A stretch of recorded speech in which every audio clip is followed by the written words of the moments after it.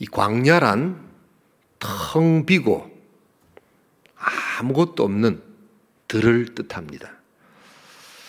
실제 광야에 서면 오직 하늘과 땅 그것만 보입니다. 이스라엘 역사에서 광야가 걸출한 두 영웅이 있습니다. 한 사람은 미디안 광야 출신 모세요. 또 한 사람은 유다 광야 출신 다윗입니다. 아무것도 없는 곳에서 그들은 살아계신 하나님을 만났습니다. 아무것도 들을 수 없는 곳에서 그들은 하나님의 생생한 말씀을 들었습니다.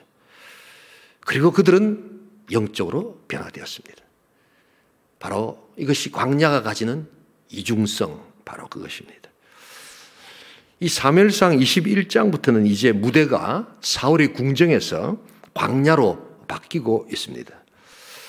또한 다윗의 신분이 전쟁 영웅, 왕의 사위에서 이제 도망자 신세로 전락하고 변화되고 있습니다. 그러나 여러분, 성경에 나타나 있지 않지만 이제 광야로 나아가는 다윗이 가슴에 품었던 것이 하나 있습니다. 비록 그는 도망자 신세이지만 언약을 품고 있었습니다. 하나님이 주신 언약이 있었다는 것입니다. 그것은 무엇입니까? 바로 하나님께서 다윗을 통해서 장차 이스라엘의 왕으로 세우시겠다는 바로 그 언약을 품고 그들은 이제 광야로 나아가는 것입니다. 그러기에 언약이 있는 자에게 광야는 고난으로 위장된 훈련이요 축복일 수 있습니다. 미래의 왕을 위한 우리 하나님의 준비된 훈련일 수 있다는 것입니다. 우리도 살아가다 보면 때때로 하나님께서 우리를 광야로 부르십니다. 우리를 너무 사랑하고 우리를 너무 보고 싶어 하시고 만나고 싶을 때 하나님은 놀랍게도 우리의 안전한 자리, 우리가 설정해 놓은 그 자리가 아니라 하나님은 우리를 광야로 불러내셔서 만나시고자 합니다. 여러분, 그러나 염려하지 마십시오. 광야를 두려워할 것이 아니라 내 속에 하나님을 향한 그 언약을 품고 있는가 하는 것을 점검해 봐야 합니다. 언약적 사명이 있을 때 광야는 아무것도 없지만 모든 것이 있는 하나님의 장소가 되는 것입니다. 자, 그러기에 오늘 우리는 이 언약을 품은 자를 하나님 어떻게 이제 훈련시키시는가 하는 다윗의 광야 초기 훈련 과정을 살펴보면서 우리 하나님 주시는 은혜를 나누고자 합니다. 하나님 언약을 품은 자에게 주시는 첫 번째 훈련, 그것은 언약을 품은 자에게 공급하신다는 것을 보여주고 계십니다. 우리 다 함께 21장 6절을 같이 한번 읽겠습니다. 제사장이 그 거룩한 떡을 줬으니 거기는 진설병 곧 여호와 앞에서 물려낸 떡밖에 없었습니다. 이 떡은 더운 떡을 드리는 날에 물려낸 것이더라. 다윗은 지금 높 땅으로 갑니다. 높 땅은 사울의 땅과 또한 예루살렘에서 그렇게 멀지 않은 땅입니다. 거기에 아히멜렉이라는 제사장이 있었습니다. 가서 무엇보다도 밥을 달라고 이야기합니다. 배가 고프다는 겁니다. 어쩔 수 없는 인간의 본능적 욕구가 나타납니다. 그러나 거기에는 다윗에게 줄 수 있는 빵은 없었습니다. 오직 진설병, 하나님께 올려진 성수의 빵, 바로 그것밖에 없었습니다. 이것은 오직 또한 하나님께 올려졌다가 제사장만 먹을 수 있도록 율법에 규정해 놓은 것입니다. 그래서 먹을 수 없었습니다. 그런데 놀랍게도 아히멜렉은 이 빵을 다윗에게 줍니다. 율법의 예외 규정을 아히멜렉이 만드는 것입니다. 다름 아니라 성수에 올려졌던 따뜻한 빵이 아니라 이제는 물려낸 빵이기 때문에 여자를 가까이 하지만 않는 성결한 그러한 모습이라면 이 빵을 먹을 수 있다는 놀라운 율법의 재해석을 통해서 예외 조항을 다윗에게 만들어줍니다. 그리고 다윗을 먹게 합니다. 이것은 참으로 놀라운 사건입니다. 이런 인상적인 사건이 우리 예수님에게도 또한 아주 깊이 이렇게 다가왔던 것 같습니다. 우리 예수님께서 안식일 날 배고픈 자를 향하여 안식일을 이렇게 밀밭을 거니시면서 그것을 먹일 때 안식일을 범했다고 하는 사람들에게 이 말씀을 근거로 우리 예수 그리스도의 큰 놀라우신 말씀을 증거하고 있습니다. 우리 다 함께 마태복음 12장 우리 같이 한번 읽어보겠습니다. 3절부터 읽겠습니다. 예수께서 이르시되 다윗이 자기와 그 함께한 자들이 시장할 때 한 일을 잃지 못하였느냐? 그가 하나님의 전에 들어가서 제사장 외에는 자기나 그 함께한 자들이 먹어서는 안 되는 진설병을 먹지 아니하였느냐?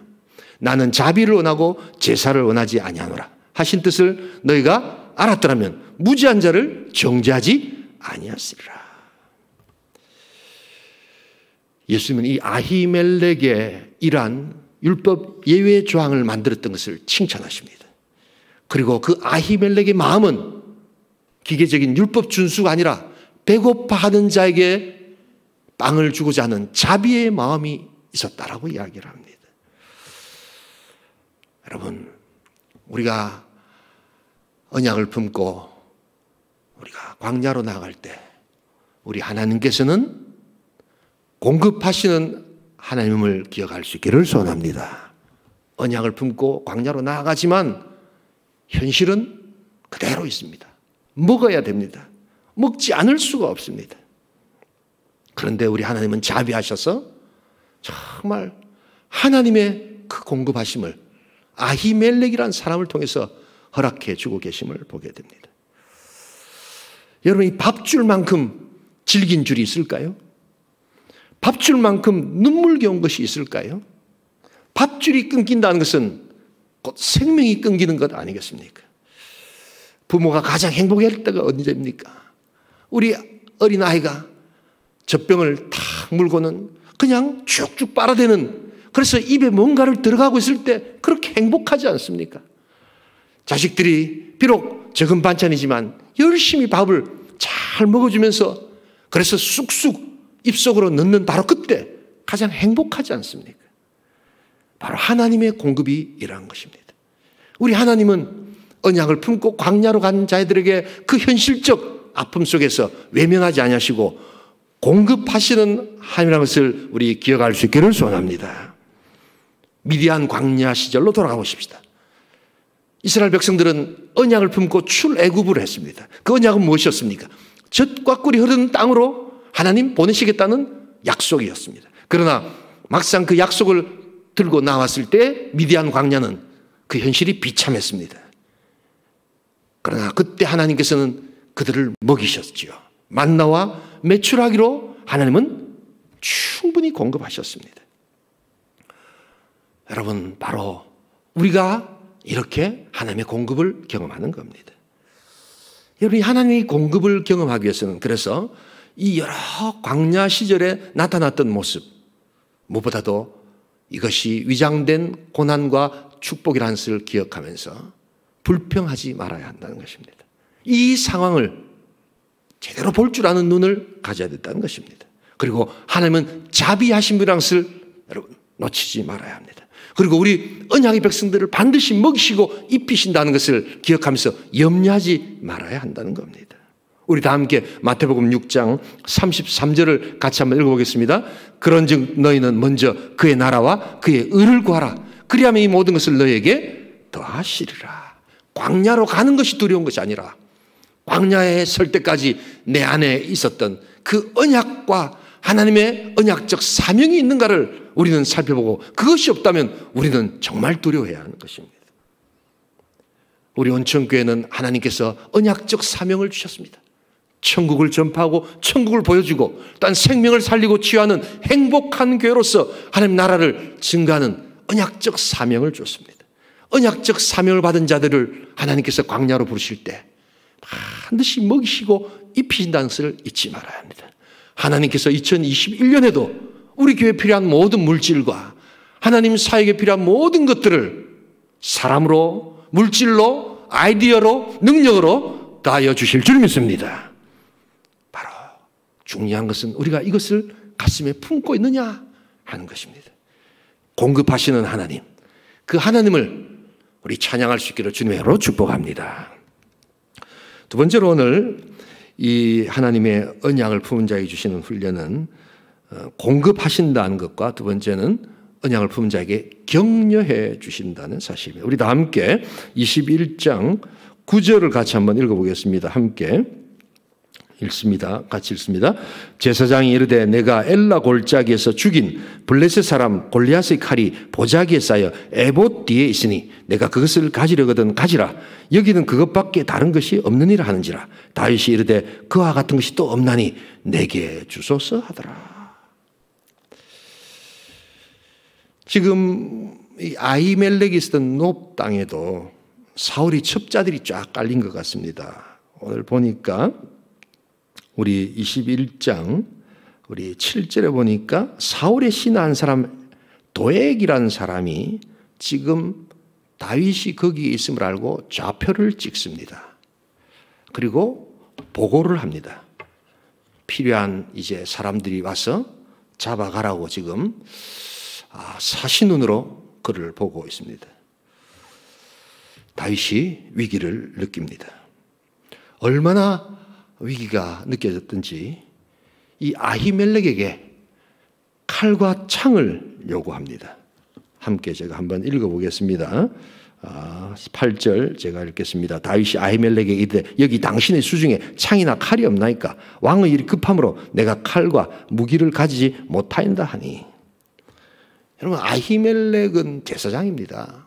제사 지내고 기도하고 영적인 일들을 하는 사람인데 얼마나 급했으면 이 아히멜렉한테 자기 무기를 좀 하나 달라고 이렇게 이야기를 합니다. 도무지 줄 수 없는 사람에게 이야기를 합니다. 그런데 놀랍게도 아히멜렉이 떡하니 뭔가를 하나 내줍니다. 그게 다름 아니라 골리앗의 칼이었다는 것입니다. 골리앗의 칼을 받아든 다윗의 마음이 여러분 어땠을까요? 바로 그 골리앗의 칼은 지금 자기가 이렇게 도망자의 신세로 여기 설 수 있도록 만들었던 그 가장 단초를 주었던 사건이었습니다. 골리앗을 물리쳤던 것이죠. 그런데 그것은 바로 아히멜렉이 준 것이 아니라 하나님이 주신 것이었습니다.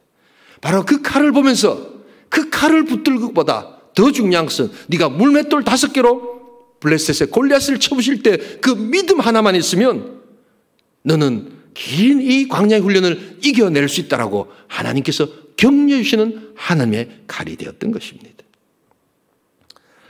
여러분, 하나님은 언약을 품고 광야로 나온 자들을 격려해 주십니다.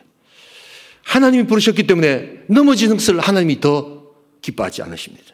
그래서 적당한 때 하나님은 격려해 주시고 골리앗의 칼이 아니라 하나님의 칼로 놀랍게도 줄 수 없는 사람들을 통해서 하나님은 그것을 허락해 주십니다. 하나님은 이 격려를 통하여 이제 다윗이 긴 광야 훈련을 잘 적응하고 이겨내도록 도망자라는 신세에 대한 새로운 관점을 부여합니다. 여러분, 이 도망한다는 것은 어떤 의미에서 비겁하다는 프레임 안에 들어가지요. 도망자는 좀 비루하다는 느낌이 듭니다. 그런데 하나님은 이 도망을 지혜라고 말씀해 주고 계십니다. 그리고 하나님께서는 이 도망을 전략적 후퇴라는 개념으로 새롭게 보게 해 주십니다. 여러분, 손자병법에도 있지 않습니까? 최고의 36번째 개는 도망하는 것입니다. 그리고 다음을 도모하는 것입니다. 그래서 그것은 비겁함의 모습이 아니라 전략적 후퇴의 모습, 바로 지혜의 모습이라는 것을 보여주고 있습니다. 마치 개구리가 더 멀리 날기 위해서 움츠리는 바로 그때 그 모습, 그것은 연약함의 모습이 아니라 더욱더 앞으로 나아가고자 하는 그러한 지혜, 그러한 능력의 모습이었던 것입니다. 또한 하나님께서는 이 도망에 대한 또 다른 관점을 주십니다. 그것은 도망은 비겁자가 아니라 버티는 자라는 것을 말씀해 주고 있습니다. 여러분, 지금 다윗은 버텨야 합니다. 이제 시작입니다. 여기서 무너져서는 안 됩니다. 그러기에 어떤 고난 가운데서도 끝까지 버티고 견딜 수 있는 그것이 바로 믿음임을 하나님은 새롭게 해주고 계시는 것입니다. 40세 프로 복싱 선수로 이렇게 입문했던 한 사람이 그 도전기를 쓴 책을 읽은 적이 있습니다. 제목이 철학과 복싱이라는 것인데요. 아주 이렇게 어울리지 않는 단어들이 하나의 문장으로 이렇게 이루어지고 있었습니다. 그는 이야기합니다. 권투에 있어서 때리는 것보다 맞을 때 버티는 게 더 중요하다는 겁니다. 그래서 세상이 우리를 몰아세우고 또한 고통이 우리를 또한 쓰나미처럼 또한 공격할 때 인생의 믿음의 두 손을 까들어 올리고 절대로 도망가지 말라는 겁니다. 끝까지 버티라는 겁니다. 버틸 때 이겨낸다는 것입니다. 여러분, 잘 견디는 것도 믿음입니다. 버티는 것도 믿음입니다. 고난의 때, 환난의 때, 아픔의 때 뭔가 더 잘하려고 하기보다는 이때까지 해왔던 것을 잘 다지면서 기본에 충실하고 또한 우리가 할 수 있는 것을 그대로 행하는 것, 그것이 참된 믿음인 줄 믿습니다. 더 가지려고 하기보다 이미 주신 것을 잘 유지하는 법을 환난의 때 배우는 겁니다. 더 알려고 하는 것보다 우리가 이미 알고 있는 것을 행할 줄 아는 것이 바로 고난의 때 버티는 자의 승리가 되는 것입니다. 불확실한 오늘을 잘 버티는 5가지 기술이라는 책이 있습니다. 첫 번째가 자기가 처한 현실을 자기 스스로 직면하라는 것입니다. 다른 사람에게 핑계를 대지 말고 자기가 직면해야 된다는 것입니다. 그리고 객관적 판단의 힘을 길러라는 것입니다. 주변의 상황이 어떠는지를 정확하게 볼 줄 아는 분별력을 기르라는 것입니다. 그리고 이겨낼 수 있다는 확신을 가지라는 겁니다. 그리고 이 상황에 대한 변화를 두려워하지 말라는 겁니다. 그리고 다가올 미래를 위해서 학습하라는 것입니다. 여러분, 마치 하나님께서 우리들에게 하시는 말씀 같지 않습니까? 이 말씀을 통해서 하나님이 이 엄청난 변화의 시기에 우리를 광야로 이끌어 가시는 그 하나님께서 우리에게 말씀하시는 그 말씀으로 들리지 않으십니까? 견디라는 것입니다. 버티라는 것입니다. 이것이 하나님의 칼을 주신 하나님의 격려의 참뜻입니다. 미국 달라스에 가시면 달라스 제1침례교회라는 미국에서 가장 큰 세계에서 한 10대 교회에 들어가는 그런 수만 명이 모이는 교회가 있습니다. 근데 이 교회는 정말 한 100여 년 동안 위대한 영적 거장들이 거기서 목회하고 또한 섬겼던 그러한 사람들이 있습니다. 이름만 들어도 우리 잘 알고 있는 크리스웰 목사님, 그리고 또 조지 두렛 목사님, 이런 분들은 정말 미국 사회에서 주는 영적 권위와 영향력은 정말 엄청난 것임을 우리는 알고 있습니다. 이 한 번은 조지 두렛 목사가 이제 목회를 그만두면서 기자가 물었다고 합니다. 다시 목회를 하신다면 어디에 중점을 두고 목회를 하시겠습니까? 내가 만약 목회를 한다면 성령의 목회를 하겠습니다. 왜냐하면 성령은 보혜사하셨기 때문입니다. 무엇보다도 내가 여기까지, 우리 성령님은 끝까지 나를 격려해 주시고 위로해 주셨습니다. 보혜사가 위로하시는 분 아닙니까? 그리고 목회를 하다 보니까 수많은 아픔과 눈물과 상처를 가진 많은 사람들이 있는데 성령님이 그들을 위로해 주시지 않으면 한시도 살아갈 수 없는 그러한 많은 자들이 있기에 저는 다시 성령께서 목회를 허락하신다면 성령과 함께 위로의 목회, 격려의 목회를 하고 싶습니다. 광야 속에서 하나님의 위로와 격려를 경험할 수 있기를 소원합니다. 제가 좋아하는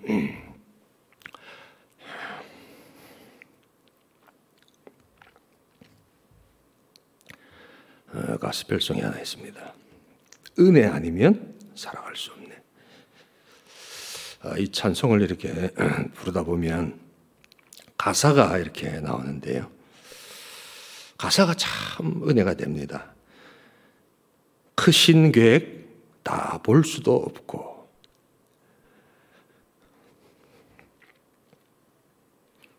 작은 고난에 지쳐도 죽게 묶인 나의 모든 삶 버티고 견디게 하시네. 우리 온천교회 성도들 생각하면 정말 하나님께서 우리들에게 하시는 말씀이라는 생각이 듭니다. 죽게 묶여야 합니다. 죽게 묶일 때 이 삶 버티고 견디게 해주시는 겁니다. 이 코로나로 이 고난을 이겨내야만 하는 성도들이 있습니다. 우리 하나님께서는 언약을 품은 하나님의 백성들에게 이 찬송을 부르라고 말씀하신지도 모르겠습니다. 크신 계획 다 볼 수도 없고 작은 고난에 지쳐도 죽게 묶인 나의 모든 삶 버티고 견디게 하시네. 언약 가운데 광야로 나가시는 우리 모든 성도들에게 이 하나님의 격려가 충만할 수 있기를 주님의 이름으로 축복합니다. 세 번째 마지막으로 오늘 우리 언약을 품은 자에게 주시는 훈련은 공급하시고 또한 격려하시면서 이제 체험케 하신다는 것을 보여주고 있습니다. 우리 다 함께 21장 15절 같이 읽겠습니다. 내게 미치 광이가 부족하여서 너희가 이 자를 데려다가 내 앞에서 미친 짓을 하게 하느냐? 이 자가 어찌 내 집에 들어오겠느냐 하니라. 다윗은 이제 노브 땅을 떠나서 블레셋의 아기스 왕으로 갑니다. 조금 알 수 없는 선택입니다. 그러나 학자들은 이 다윗이 여기를 간 것을 용병으로 간 것이다 라고 이야기를 합니다. 상당히 일리 있는 해석입니다. 신분을 숨기고 그때 당시에 블레셋은 돈을 주고 군인들을 이렇게 마련했습니다. 바로 다윗이 그 용병으로 이제 찾아갔던 것입니다. 그러나 금방 그의 무용과 그의 능력은 아기스 신하들에게 탄로가 납니다. 그래서 용병의 신세로 거기서 지내려고 했던 신분이 탄로나면서 오히려 이제 위기의 순간에 그가 닥치는 것을 보게 됩니다. 그래서 그가 바로 오래전 골리앗을 물리쳤던 그 장수라는 그러한 것을 그들이 알기 시작합니다. 잘못하다가 이제는 죽게 되는 것입니다. 그래서 그가 다급한 나머지 했던 것, 그것이 바로 미친 사람처럼 행동하는 것이었습니다. 그래서 이제 대문짝을 그적거리며 침을 수염에 흘리기 시작하는 이런 모습을 보여줍니다. 그러니까 아기스가 봤을 때는 용병으로 데려온 이 군인이 과거에는 또 굉장한 능력이 있다 할지라도 지금 저런 사람들을 어떻게 사용할 수 있겠느냐라고 하면서 그가 이야기를 합니다. 이 자가 어찌 내 집에 들어오겠느냐. 나는 그를 용병으로 고용할 수 없다라고 이렇게 이야기하면서 그는 구사일생 살아나는 모습을 보게 됩니다. 여러분, 흔히들 우리는 이 기독교를 체험의 종교라고 이야기합니다. 무슨 말입니까? 바로 우리의 신앙은 어떤 지식이나 교리를 넘어서는 깊은 하나님과의 인격적 교제와 하나님의 능력 가운데 있어야 된다는 것을 말합니다. 제가 자랐던 신앙의 환경 속에서는 이 체험이란 단어를 목사님들이 그렇게 좋아하시지 않으셨던 것 같습니다. 그리고 잘 쓰지 않았습니다. 왜냐하면 이 체험의 부정적인 요소를 너무 강조했기 때문입니다. 그래서 뭐 입신을 한다든지 뭐 이렇게 이상한 행동을 하는 뭐 이런 어떤 모습 때문에 체험이란 단어를 쓰지 않았습니다. 그러나 여러분, 좋은 체험이 있습니다. 그리고 신앙은 좋은 체험의 합산이 되어야 합니다.